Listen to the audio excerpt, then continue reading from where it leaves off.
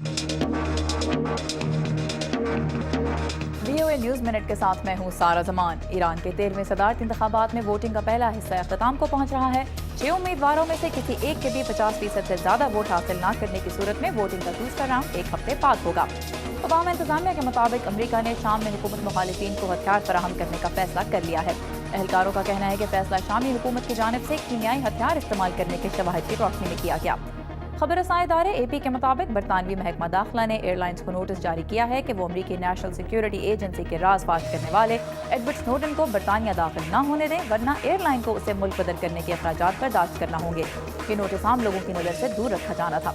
और हवाई जहाज बनाने वाली यूरोपीय कंपनी एयरबस का नया मॉडल A350 आज पहली बार फिजा में टेस्ट किया गया।